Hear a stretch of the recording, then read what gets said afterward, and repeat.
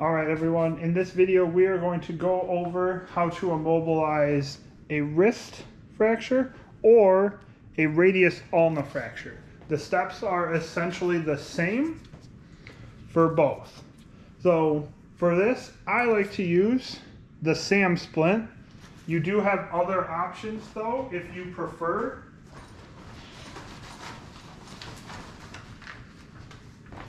You can also use the padded board splint.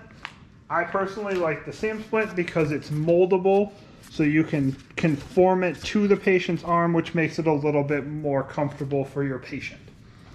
So just like always, our first steps, this should be done with partners. So we are going to first have our partner stabilize that fracture. So if this was a radius ulna fracture, support underneath the fracture a little bit, support that hand wrist so that nothing's drooping down.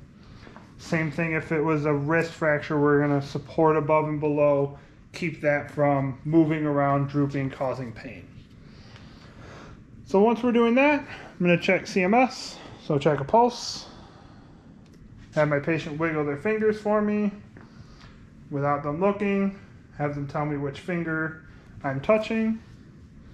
Once we have done that, now we need to size our splint.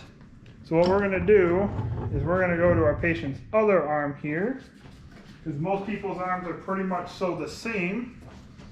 And I don't want to be manipulating, measuring the broken arm, because the less I manipulate that, the less painful it will be. So I'm going to measure this to my patient's unaffected arm.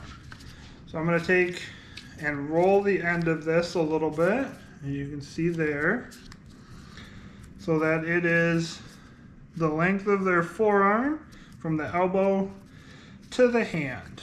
Now I'm going to go underneath here, and I'm going to conform this to their forearm. And you can see the end that I balled here is set up so that they can wrap their fingers around it, which is just a nice, comfortable, neutral position for them to hold their arm in. Now that I've got it measured and sized appropriately, we're going to come back over to the affected arm. There we are. And we're going to place this. So I'm going to have my partner who's holding maneuver that so that we get their arm placed right in there.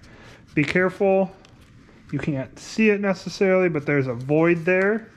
What do we do with voids? We always pad our voids. So find something to pad inside of there. This towel is a terrible example because it's way too big. Generally, take a 4x4, 5x9, put it in there, pad that void. That way everything is nice and secure. So once we have that placed, now we can start wrapping.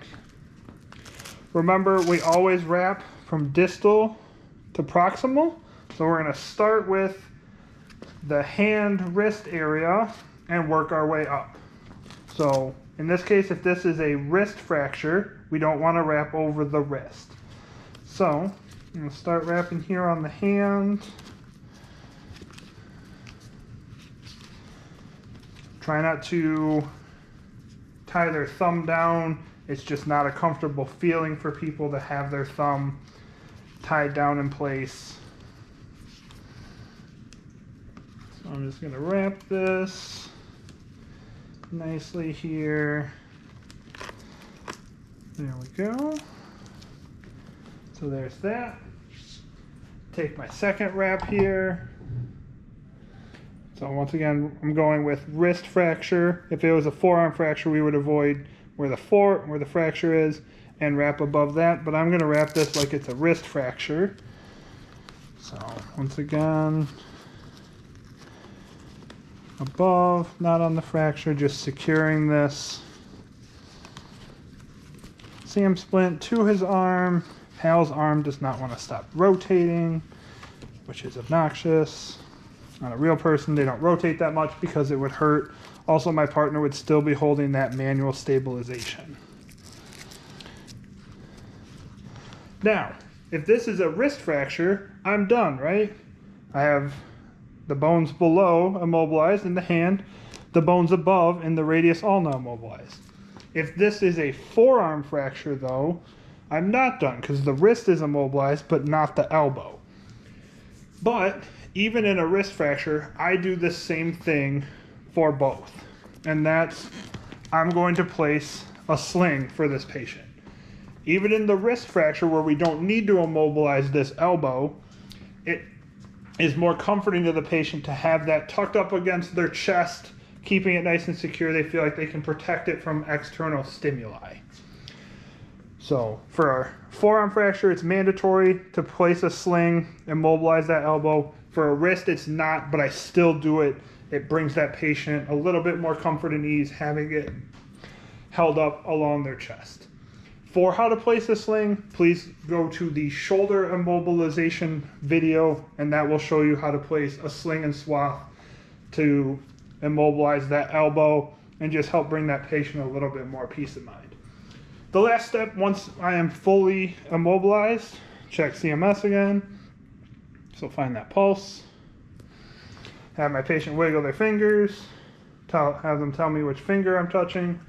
Assuming CMS is the same after as it was before, we're now done. We can package our patient up for transport. If you guys have any questions, please bring them to your instructor.